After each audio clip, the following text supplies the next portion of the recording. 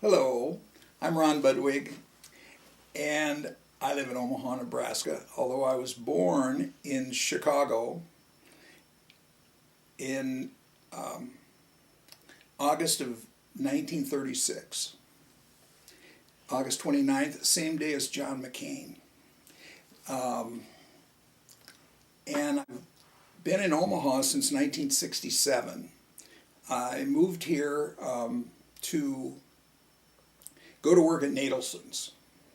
I went to college with Ray Somberg, and so he knew that I was unhappy in my work in Omaha, in Chicago, and I had grown up in a fashion business because my dad manufactured ladies' hats, and I just didn't like that business at all. And so he said, well, just come out here and take a look.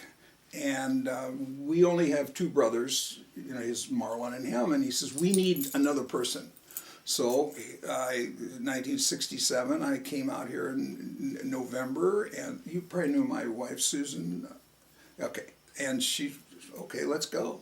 So we did that, and we've lived here ever since. Our kids were quite small, and it was the best move we ever made. I have three children. Oldest is Larry, he's about 51. Michael is like 8, they're all 18 months apart. He's about 49, and Wendy is like 47, something like that. She lives in Indianapolis. Michael lives in Novato in California, in Marin County. It's just north of San Rafael. And Wendy, I think I mentioned, lives in Indianapolis. She got there via after living in Montana for many years. I grew up on the south side of Chicago, and actually about 3 blocks from where President Obama lives. I didn't realize it at the time. I mean, I went back to visit and I realized where he lived. And went to public school, and very soon I was, that was first grade, and by the time I got to, when I was 9, I had virus pneumonia, and in those days when you had virus pneumonia, there was only, penicillin was a new drug, and they asked my dad, do you want to experiment on Ronnie, is what they called me and what, but do you want to give Ronnie penicillin? And he says, yeah, why not? And the doctor was a good friend of his, and so they decided that wasn't going to work, that I had to be sent to Arizona for the winter. And this happened in November. So they shipped my mother and me on a 3.5-day train ride ended up in Tucson, Arizona, and I loved it there. I lived in a boarding school, and all I did was go to school and stay out of trouble and horseback ride.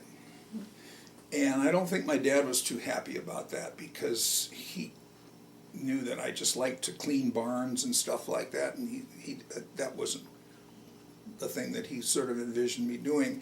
But anyway, I was only in Tucson for a year, or for that school year, 1946, and then went back to Chicago and announced I was then going into the 5th grade, and I announced to my parents, I'm not going to public school.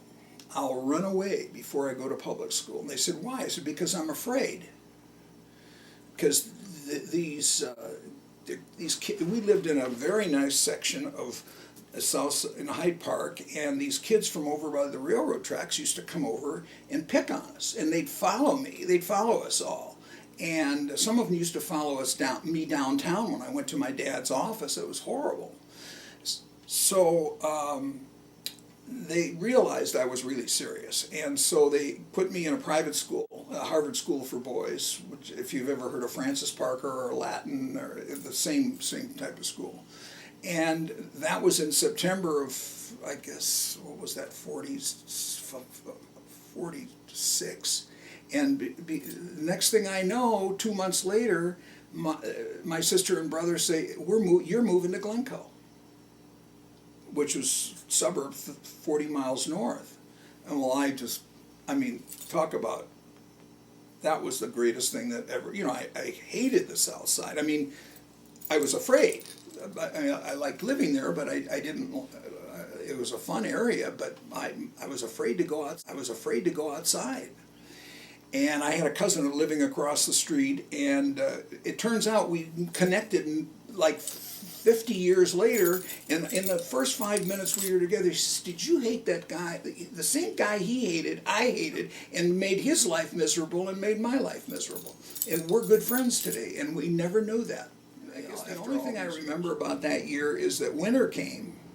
And I didn't know that when the winter comes in that area, in the Midwest, they freeze all the parks, and everybody goes ice skating.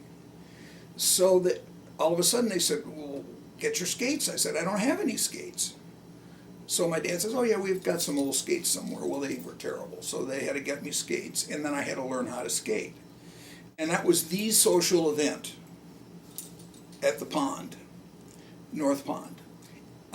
And so I learned how to skate, and that was, you play pom-pom, and then there were the racers. I didn't get into racing, but a lot of my friends did.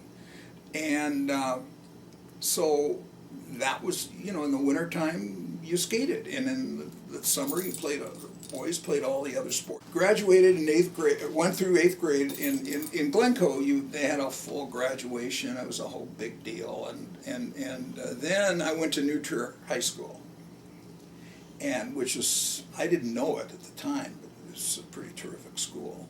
If you were Jewish, you sort of hung with your Jewish friends, and if you weren't, you didn't. Well, I didn't hang with the people that were Jewish.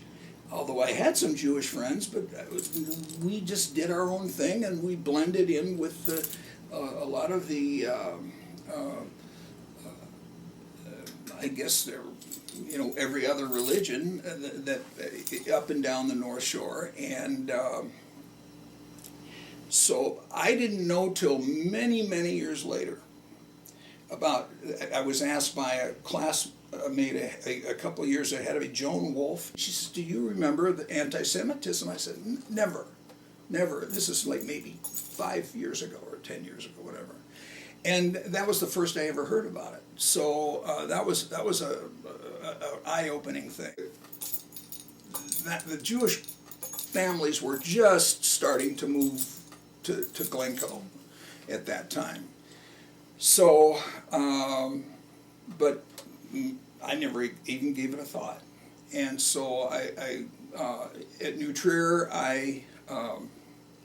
that freshman year, I started playing tennis because my father took me to Florida for Christmas, and I love tennis, and ended up playing tennis for New Trier all 4 years, and that was a great experience, and that helped to get me into college, actually. I wasn't a great student because I played around so much, and I just had bad study habits. School, I would study real hard and I'd get terrible grades. And in fact, there was a time freshman year in high school, they told me I couldn't play any sports until I got my grades up. So I was having problems in school. My brother was in high school when I was in grammar school, before I was in grammar school on the South Side. And he was a real big athlete at Hyde Park High School. And I just, and he was at a public school, so I knew that I would never go to that school. But I was gone to the North Shore by that time, but he was 10 years older than I am. So he was like, it was like having another father. And my sister, and he always had girlfriends and stuff, and and then he'd have to drag me along, 10 years younger. And then my sister was 13 years older, and she was tough. She was really tough. And unfortunately, neither of them are living right at this time. And so she was at Wisconsin. She went to the University of Wisconsin, and I remember going up there and on Parents' Day with my folks and my brother, and had very little interaction with my brother and sister.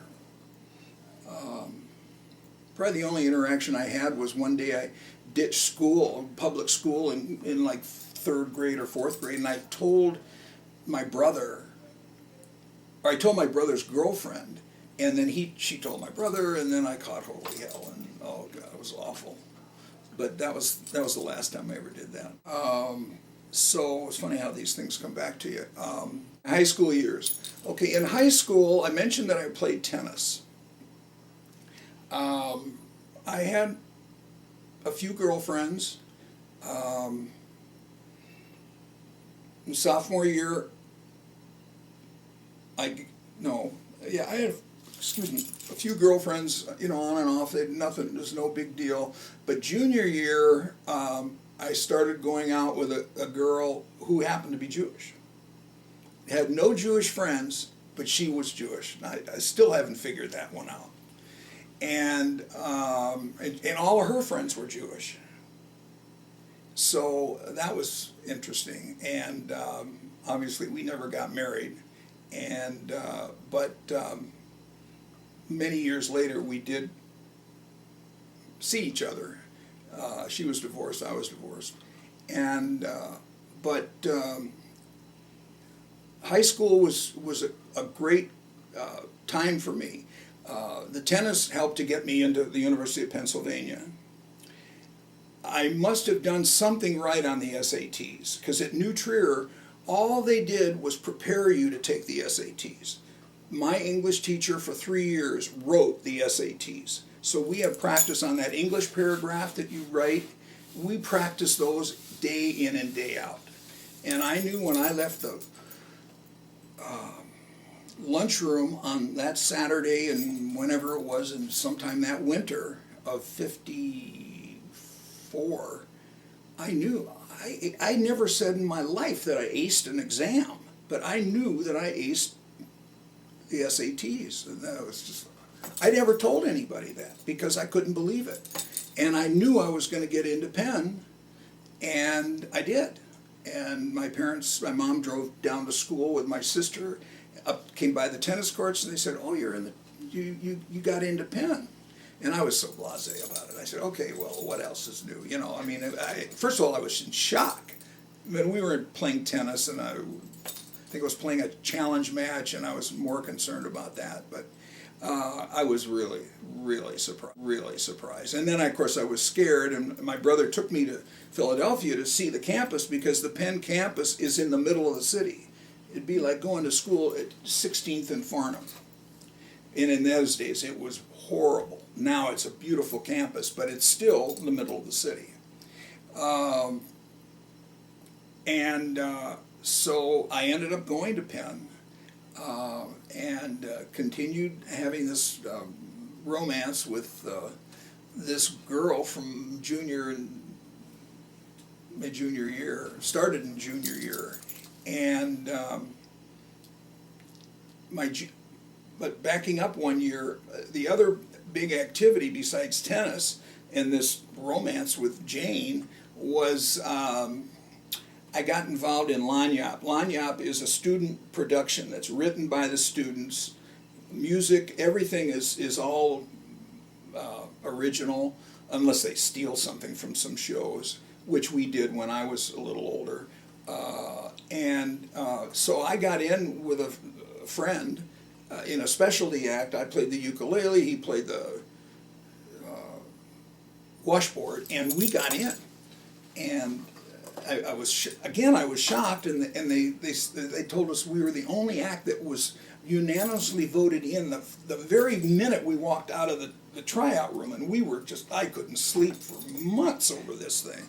But that was the beginning of my music career at New Trier, I should probably back up. I was in 8th grade at Central Grammar School, elementary school. The 8th grade always gave a Gilbert and Sullivan operetta, and I had a small lead in the Mikado. So and I was in the orchestra. I played the drums every year, so I knew the Pirates and I knew Pinafore, and so you just couldn't leave Central High School in Glencoe without knowing Gilbert and Sullivan, and so I became I still am a fan of Gilbert and Sullivan. So and that fit right in with music at New Trier. Although I didn't really, I was in the chorus, but everybody was in the chorus, and you had to learn the Hallelujah chorus because everybody learned the Hallelujah chorus, and for Christmas. And so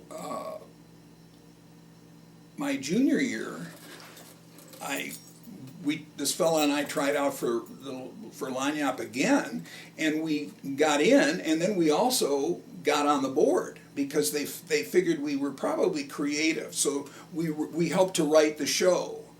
Junior and then senior year, he became the director, and that was a real controversial thing because I really wanted to be the director, and I knew they were going to have 2 directors, but the cards were stacked against me.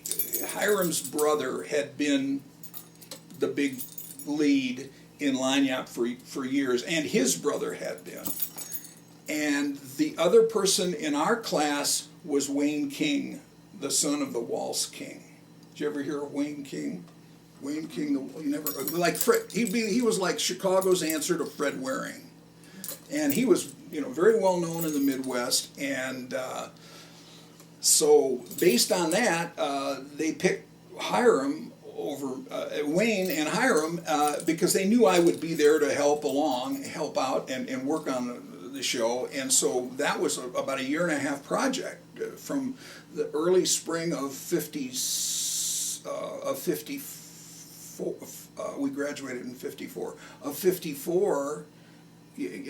Of 53, because we graduated in 54. So that was a real project, and we had it was just a great show. And we all know the songs, and we stole a lot of the songs, and I was responsible for stealing a lot of the songs. They came from Wonderful Town, which was a musical version of My Sister Eileen, and I had those at records, so I played them for everybody, and they said, yeah, we got to do this song or that song. So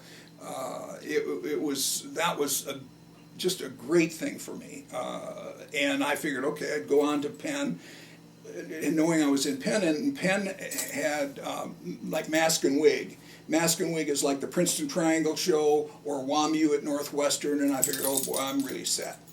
Well, there's only one thing I forgot: you have to study in college, and so that didn't fit in too well with my schedule. So looking back, and I know now, I was studying enough. I just wasn't getting anything accomplished because when I got to Penn, I immediately tried out for Mask and Wig, and I was lost at the school, lost in terms of studying. I didn't know how to study because at New Trier everything's sort of handed to you on a silver plate, and they spoon-fed you on everything, and I was just turned loose, and I just didn't study. It wasn't that I had this distraction. I didn't go to the bars. I didn't even drink, but I just didn't apply myself. And and that was when my freshman year, when my roommate was real smart, and he was an accounting major, and he would show me how to do the problems. And I said, oh, that was easy. And then I knew how to do them. Well, they told me last year at the Geriatric Center, all you have to be is shown what to do, and then you'll do it. Well, I said, I wish you'd have told me that when I was 17 years old, because I didn't know that. Nobody knew that. So I struggled all during college, just like I did in high school. But I had to drop out of Mask and Wig my freshman year, because I was trying to be on, I was on the tennis team.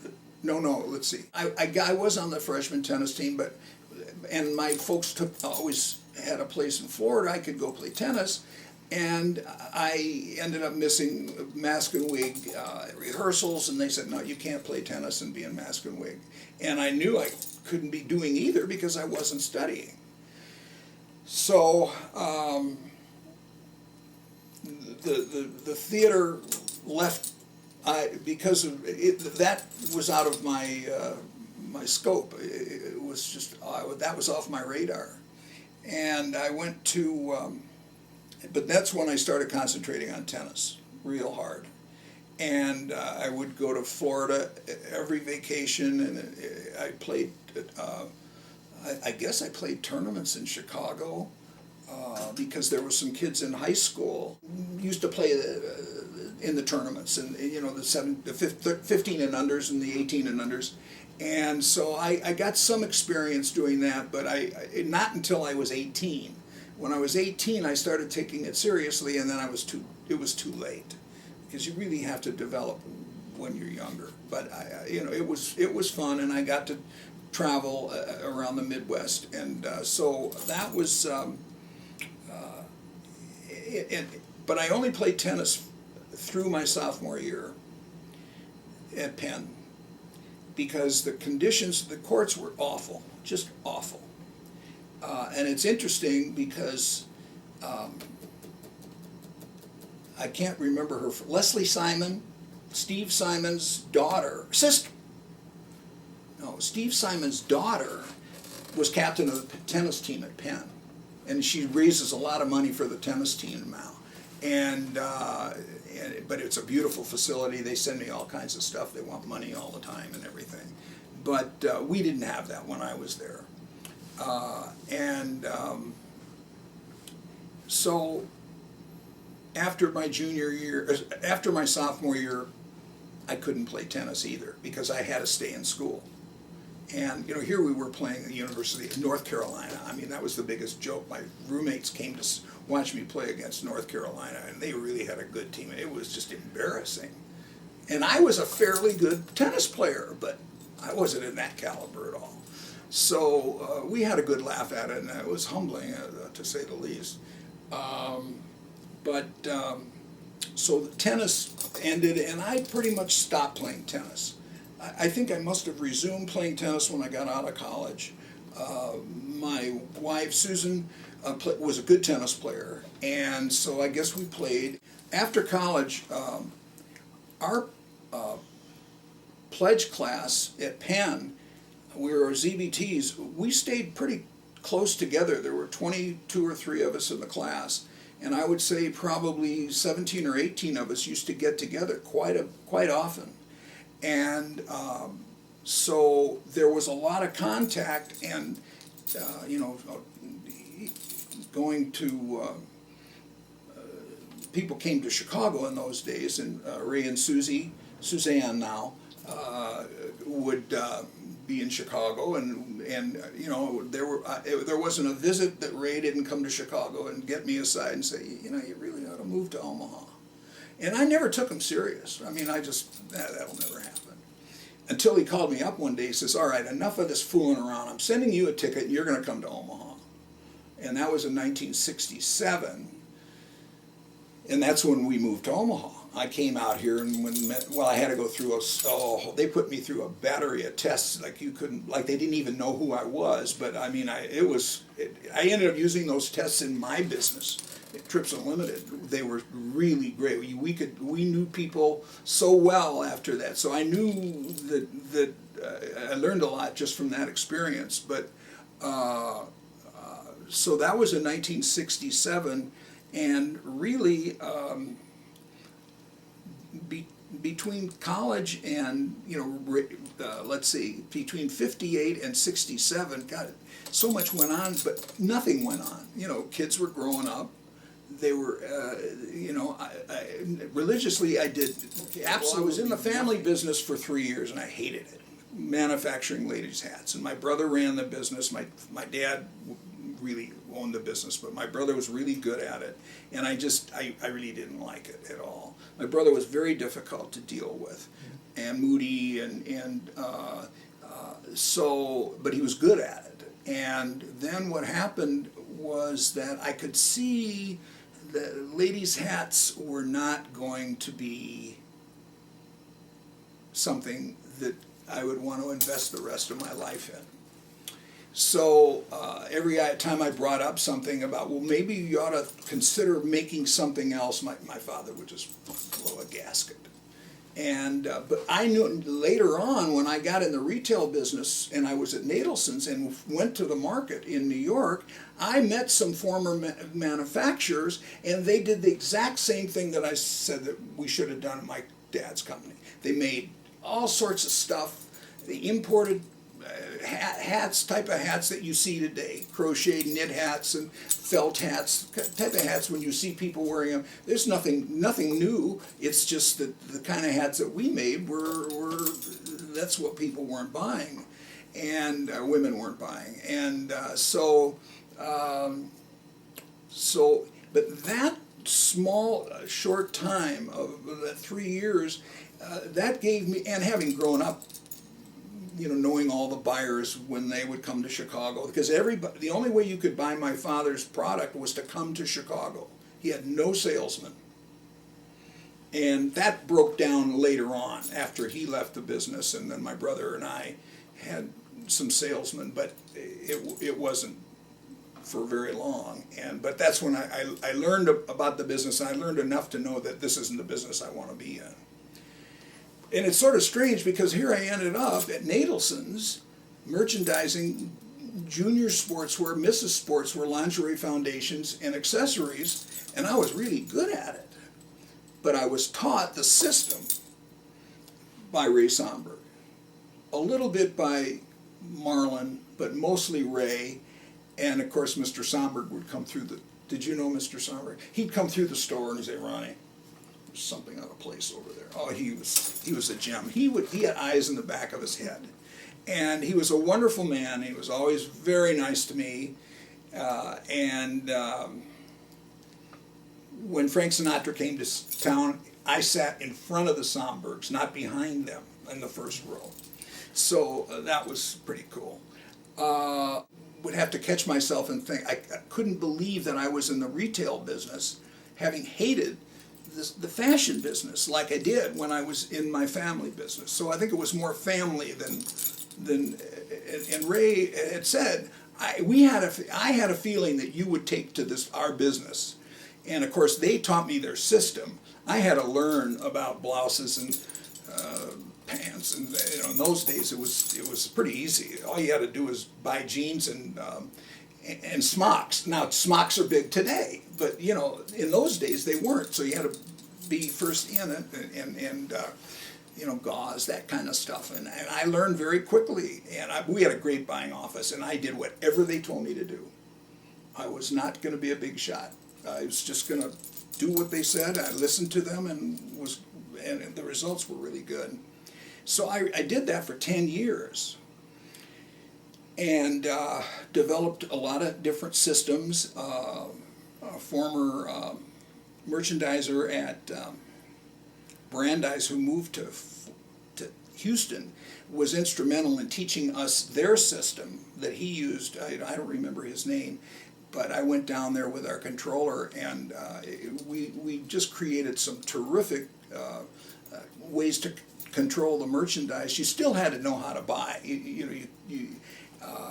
The only thing a lot of times Ray would say, "Oh, you got to buy. Susan would look really good in that hat." I said, "No, you don't buy things that your wife would look good in. You buy things that are going to sell."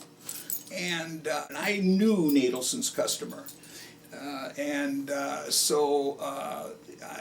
was because of the buying office. They set me straight right away. They said, "Now you do understand, what kind of a store you're buying for." And they were instrumental in, and of course, Ray really taught me their system, so I did that for 10 years. During that time, One day, Susan comes to me and says, "We're going skiing." I said, "Not me. I'm not going to do a sport that's 1,000 miles or 500. It's 879 miles to Steamboat from here. Having been in the business, I know how far it is. So I'm not. Well, we went skiing, and then I went skiing again.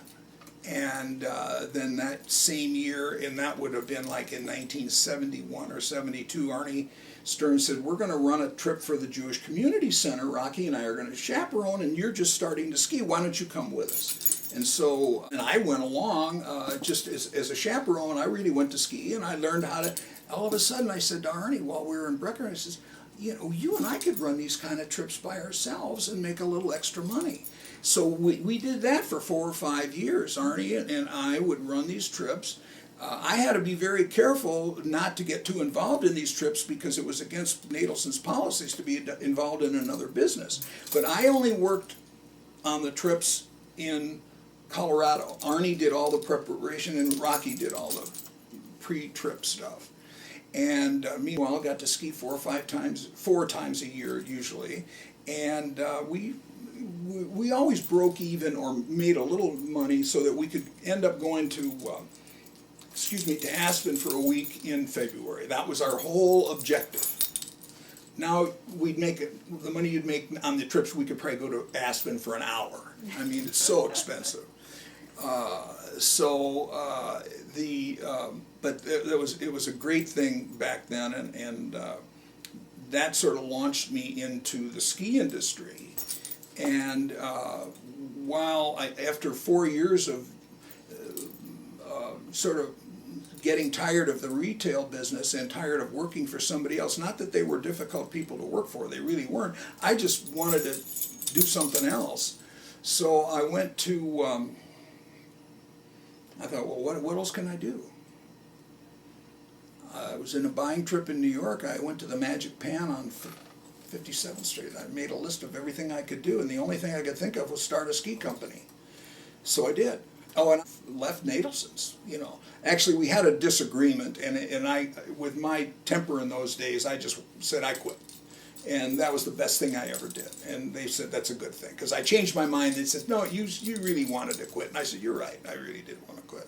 So, we remained friends for a lot of years. And, of course, I helped, I watched what those stores went through. And as I watched what happened to Nadelson's, I was darn glad that I left. But it wasn't because they didn't know how to run their stores. It's just that it was the sign of the times with the chains coming in and everything. So I had to find somebody to do this business with. And so Arnie said, well, what about Rocky? I said, okay. So that's what we did, Rocky and I, in the basement of, I don't know if you remember, Susan and Jean Ann Krapinski had a needlepoint business. Yeah, well, they did. And it was also in the basement of our house on 98th Avenue. But they had already moved out of that basement and into a store and in Rockbrook, or in Countryside. And so Rocky and I had this little den, and where we started the business in 1977. Meanwhile, our kids are growing up, and they're starting to go to camp, and my son Larry went to camp in Colorado, and Michael, I guess, he went to some, like San Diego State, to a math, because he was a pretty brainy guy, and so he went to these summer classes, and he got a lot out of it. He really did. And and Wendy went to camp. You remember Pine Mere? Well, there was a real scandal about Pine Mere, but it was after Wendy went there. The owners was a pretty flaky guy, and but it was a great camp. We all used to go up there in the summertime and everything. It was in Minocqua, Wisconsin, but the kids couldn't go there after we found out what was really going on up there. So the kids, college time. It was time to go to college. Well, fortunately, Susan's family, Susan's father had set up and her grandmother had set up some kind of trusts so the kids could go to school, because they couldn't have gone to college on what I was earning, because we were just getting by. As well as the Sombergs paid me, we were just getting by. So Larry decided after West Side that he was going to move to Colorado and not even go to college, which is exactly what he did. He ended up taking courses in Colorado, but he lived in Colorado for 5 years, and until he was about 22, and then he moved to California, and that's when he started to work in California, doing stuff there. Michael went to Dartmouth and excelled there. Of course, at Dartmouth they do teach you to drink. And they used to say, your son's amazing. He can disappear. You know, he has all these great times and then he disappears and we know he's catching up. He had this great ability to concentrate. And I knew exactly what he was doing. I didn't even have to ask him. He was just, you know, he could let things go and then catch up. And Wendy was more traditional. She went to Drake for a couple of years and then she transferred to Colorado. And that's where she met her roommates that she's now close friends with in Indianapolis. And so, when I moved to Omaha, Ray knew that I had played tennis. Ray Somberg knew that I had played tennis, and he says, well, we have 4, in those days maybe it was only 2 courts at Hanscom. Or maybe whatever it was. And he said, I've arranged a game for you on Monday nights at 5 o'clock. I said, well, I work on Monday nights. He says, I arranged the game for you. I'm the boss, and you're going to play tennis on Monday nights at 5 o'clock. Well, it was with Alan Simon. You've heard of him. And so Alan and I, to this day, still, if we were to see each other, I say, Alan, you know, I waited for an hour last Monday waiting for you. We haven't played in 20 years. I haven't even seen him in 20 years. But he's got the greatest sense of humor, and we used to laugh at each other all the time. And we would play for 1 hour. And at that 59th minute, Alan would say, that's it, we're done, I'm going home. I mean, you know, we'd shower and laugh at each other. And I met some other fellows through Alan, stockbroker here in Omaha. His name is Jack Clark. He's about our age, my age, and Alan's. So I developed a group of guys that I knew that I could keep up with tennis-wise. And I did that I had games every night, and I didn't really play on the weekends because I was working. Nadelson's was a 6-day-a-week job, and then all of a sudden they decided, well, we're going to be open on Sundays. And that was the worst. I mean, it was horrible. So that sort of took me out of the tennis business. I know the last day I played tennis ever was in 1978 at a reunion of our pledge class. And we were in Florida, and we had a tournament. I didn't even want to play in the class tournament, but I did. And it was the last day I ever played tennis, and because I just didn't, it didn't fit in. I didn't have time to play tennis between a business that I was still learning the business. From 67 to 78, I just really had been there 10 years, and I was still learning the business, and because it was very complex, and business as it went on got even more difficult. And then Michael, my middle child, he stuck with tennis at West Side, and he played tournament tennis in the summer times, and I would take a group of people, the Koch boys, Harry Koch's kids, Dan and I can't think of the other one's name. I would take them to Kearney every June for a tournament. And some other kids that were in Michael's class. Michael's one of his classmates at West Side, and it designed and built the expressway, Matt Tondel. Yeah, so if it ever falls down, get a hold of Matt Tondel. Anyway, so that was really fun, because we used to have wonderful times on those weekends. And of course, I was supposed to get those kids to bed early because they were playing tennis, and that was when the Boston Celtics were just raging wonderful. And Larry Bird was playing, and there would be overtime games till 2 in the morning, and we would be making all this noise at the Holiday Inn in Grand Island, or in Kearney. It was really fun, and I was, of course, and the boys always played well because they were so loose the next day. I quit playing tennis at the reunion, and that was the end of tennis for me. Getting into skiing, because we were running these 4 trips a year, and this is starting in 72, 70, sort of backtracking a little bit, but we would run a couple of adult trips, and then we'd run some teenage trips, and the teen trips were what paid the freight, because that could be 90 kids that would go for 3 or 4 days in the spring or semester break. And that's what sort of planted the seed to this is something I could do for a living, because no one was doing it. The Omaha Ski Club didn't know anything, and they thought they knew everything, and that's why we were able to get off to such a good start, because I would get their schedule, and then I would price the trips, and we were always cheaper and making money, and they didn't, they just didn't know what they were doing. And it was a real benefit to be able to sort of watch them go to school on them. And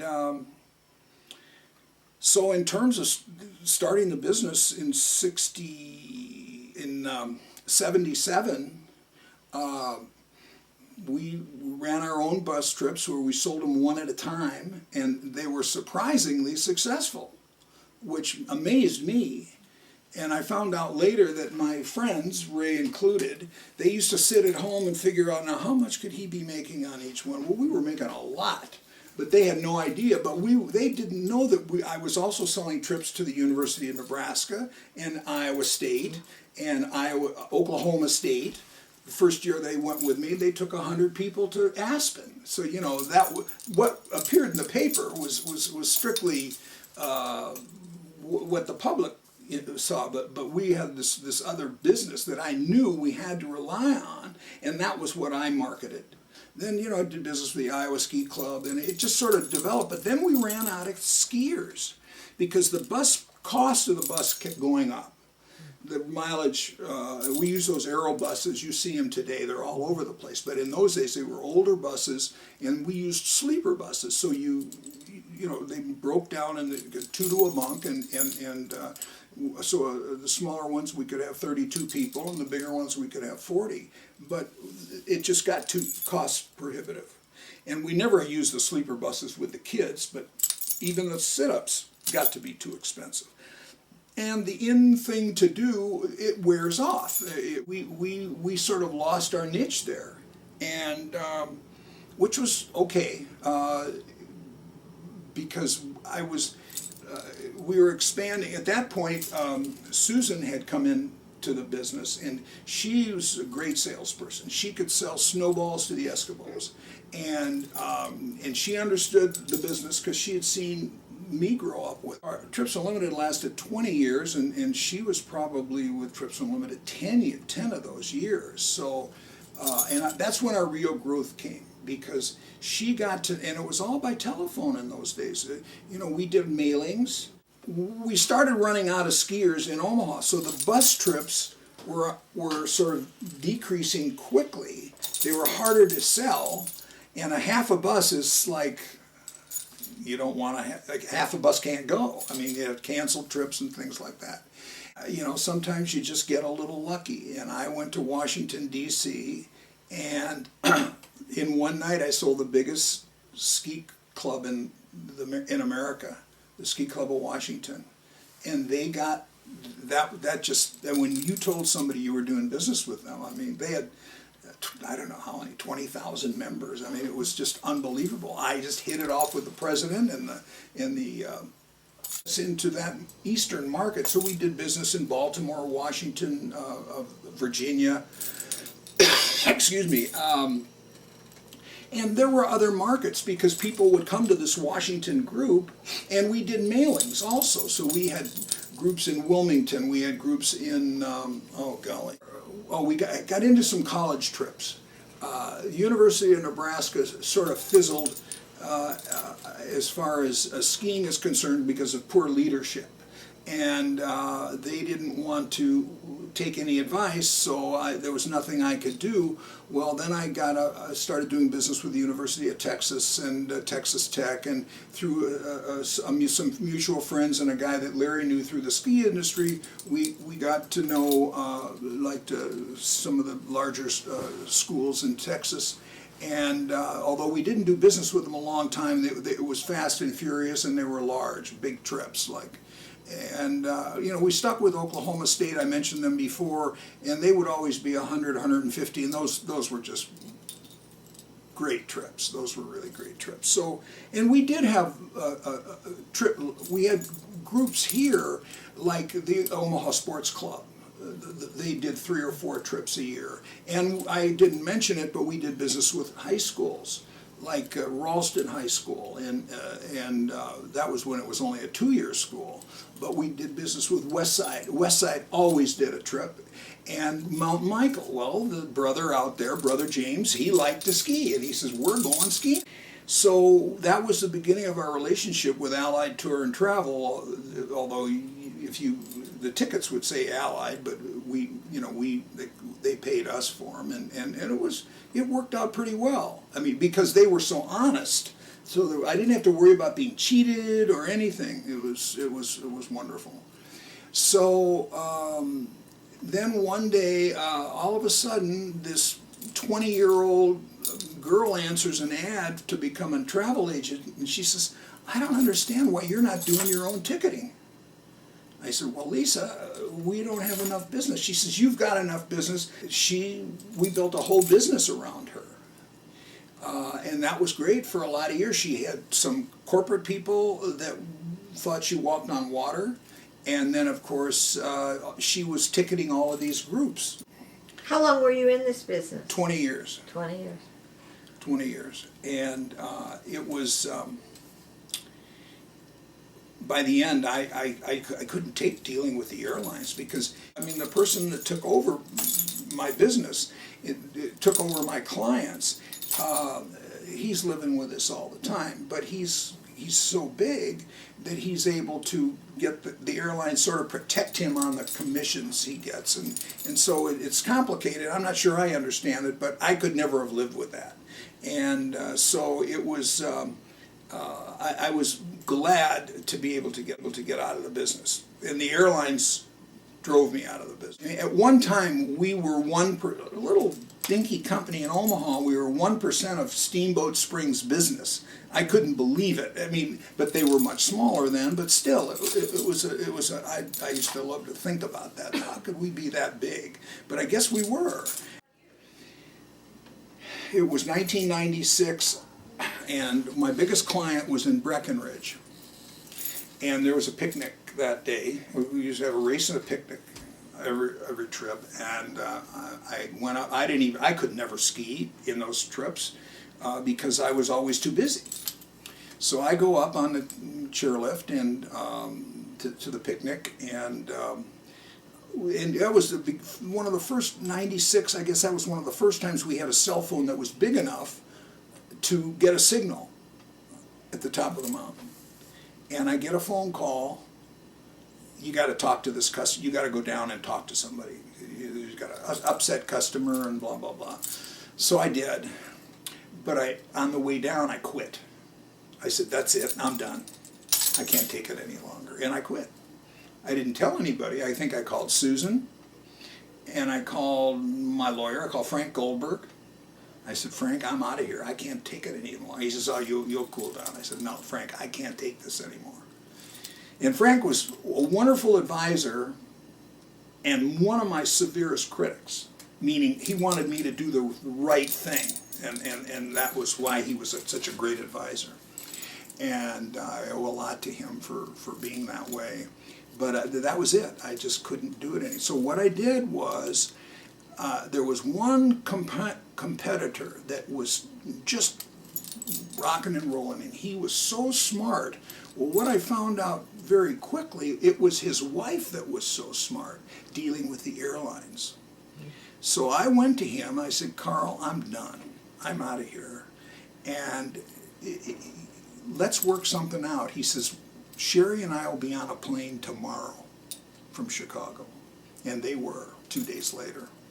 So we worked out a deal. They paid me a commission on every trip, and I turned over about 2,000 skiers to him. The rest, you know, the ones that I knew that he could hold on to. And he still has some of them, the Ohio people. I'm sure he still has, but I can never talk to him during the ski season because he's so busy. But I know he's always there if I need him. And so that was sort of how it ended. You know, people said, well, how come you didn't sell the business? Well, I mean, what I did is I got a finder's fee for the business that he got, but when you're dealing with such thin margins, there's not much to sell. I was the business, and as long as I didn't come with the business, there was no business, and I wasn't willing to do that. Now, in retrospect, and I've been told this by a number of people that knew me pretty well. They said, you know, you really gave a lot away, meaning all the sweat equity that you put into that business, you just gave away. And it was hard. I knew it. I knew it when I was doing it. But I didn't have the Nadelsons used to say this, I didn't have the, what did they call it, the fire in the gut. Fire in the gut. I just didn't have it anymore. When everybody was out of the house, Wendy was in college, Michael was at Dartmouth, and Larry was in Colorado, there was no one home. One day on TV, I'm watching an ad for Big Brother, Big Sister, and I see this kid, lived on 88th and Shamrock. Well, he ended up being my little brother. And that was my introduction to Big Brother. Well, Mike and I were matched. He was 16 at the time, so I taught him how to drive. And we were matched for 2 years, and when he's 18, the match is over. So then I said, oh boy, you know, I really need to get a younger little brother, but younger little brothers, you get more. And Mike was an alcoholic. And but he, you know, we knew what was going on. His mom didn't shoot straight with me, but we figured it all out. And he was into drugs and stuff, but he was a really good kid. And we sort of lost track of him. His mother lives here, but I waited a couple of years, and then I called Big Brother again. I said, okay, I'm ready again. Of course, they were pleased to have me there. And so they gave me a choice of, you know, what kind of a kid do you want? You want a Puerto Rican, you know, white kid, black? I said, I don't care, just, you know, young is fine. So I ended up with a 10-year-old from 49th and excuse me, like they lived down on, in what would, I guess you would call it, La Vista. And his name was Bill. And we were together until he was killed in Iraq. It was horrible. And that would have been about 13 years. And we'd go out to Ponca at least 1 day or 2 days a week and ride, and Bill was happy as a clam. And at the same time, he was learning how to say thank you, and when he didn't say thank you, he'd say something. I would say something. I mean, it was gratifying. It got to the point where I would look at him, he says, thanks, Ron. You don't have to say it. I mean, he knew. I mean, he just knew. And he taught his kids that, because I remember when his kids were growing up. So that was a great thing. And and then I got on the board at Big Brother. And that was a little upsetting, because while I was on the board, they passed a rule you couldn't be a big brother and be on the board. but they grandfathered me in. Well, that just bothered me. So I think after about 5 years, and I was very upset with the way the director of Big Brother was running the show, so I quit. In '91, Susan and I got divorced. And all of a sudden I realized life is really good, because I started dating, and thanks to some of my horseback riding people, they said, that would be a good person for you to go out with, and that would be a good person, and you know, it was wonderful. And before I knew it, I had a social life, and it was no big deal. But but what happened was, it sort of freed me up to have the confidence to do other things, and the kids and I always liked the Grateful Dead, but I never listened to it around the house because Susan she wasn't interested. We never went to any shows or anything like that. So I started going to shows with my kids, and we would go on 3 city tours. We'd go to Chicago, St. Louis, Deer Valley. We'd go to Deer Valley Deer Creek in Indianapolis, and we'd do 2 or 3 cities at a time. Michael, Larry, and I flew to Detroit for a 2-day trip where the Pistons play basketball, and we did this for about 5 years. That was just the best time, because Wendy would bring her husband, who was a Deadhead, and the boys liked the Dead, and the only disagreements we ever had is they said, Dad, you got to learn to smoke dope. I said, no, I don't do that. And it was pretty funny sometimes, the arguments, not arguments, but it was hilarious. I probably saw about 35 shows, and that wasn't a lot. They asked Senator Leahy from Massachusetts, when Jerry Garcia died, how many shows did you see? And he says, not enough. And that's just the way we all felt. We were just so hurt the day that he died. It was horrible. We were all on our way to Denver to see the Dead at McNichols in a month. Anyway, that was a sad, sad day for all us Deadheads. But we really got a lot out of the music, and I miss it. My Jewish education was very limited until about 6 years ago. I did go through a B'nai Mitzvah at Temple about in like 95. Debbie Steele, who was her first B'nai Mitzvah, she had just come to Temple, and she said, well, class will start tonight, and you're going to be bar mitzvah in June. I said, not me. She said, well, I'll either see you tonight or I won't. And if you knew Debbie, that's what happened. And I went, and I was bar mitzvah. We were going to continue with this, but I just sort of let the ball drop, because at that time, I'd just gotten Susie Silver and I got married, and then and I was holding the business together was difficult, so I was distracted, and so something had to give. And but that was my only Jewish education up to that point, and that was because when I was in 7th grade, Sunday school was in the afternoon. My dad said, my child's not going to Sunday school on a Sunday afternoon. He's going to the football games. Because Chicago had a team on the south side and on the north side. So if it wasn't one Sunday, it was another Sunday. So that was that. So that was the end of my Jewish education. So there was no Super Bowls in those days. So in December, I go back after the NFL season was over, and Rabbi Siskin says, you're not a part of our group. You're a member here, your dad is, but you're not going to be in this school because you didn't show up. So that was that, and he was a tough guy. So I sort of limped along. Michael was bar mitzvah. He was bar mitzvah right at the time that the tornado hit Temple Israel. Wendy was also bar mitzvah about a year and a half later. Larry never was. I don't know if he was even confirmed. But he didn't really care about that, and at the time.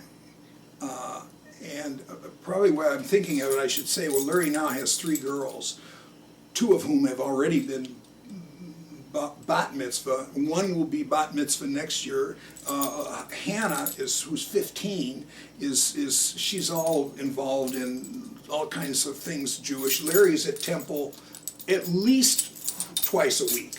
So I mean, they sort of just inhaled him right into the Jewish community. And he's involved, and he has Jewish friends now. It's wonderful.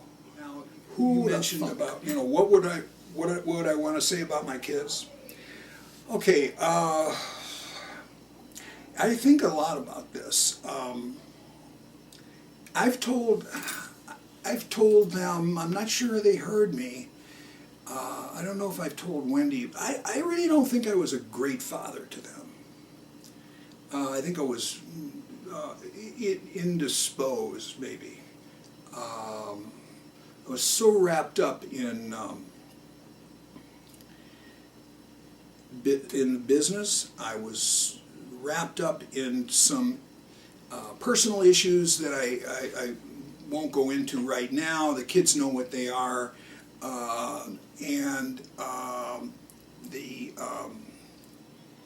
But nonetheless, they hung by me. And now that I look at, and I know what's happened to me in the last year, and I've had to do a lot of soul searching. They're there for me, and really hung by me. Michael is a. I can talk to Michael ad nauseum about anything, and I know he listens. Not that Wendy and Larry don't, but he's so cerebral, and he just knows his father, and he knows his mother, and he also knows his sister and his brother. So he's not the titular head of the family, but he's got his fingers in everybody's brains, so to speak, without even them knowing it. They're going to see this and say, "Well, what do you mean he's going to?" But really, and Larry and Michael, who used to argue, and they don't pass gas without telling each other what's going on. And they don't maybe not communicate as much with Wendy, but it's wonderful. And of course, the grandkids, the cousins, Larry's girls and Walker, the 18-year-old, and his girls, his daughter, and then Michael's got 2 girls that are 5 and 7. They are like one family. They just can't get enough of each other. That doesn't always happen. This one doesn't like this one. It's incredible.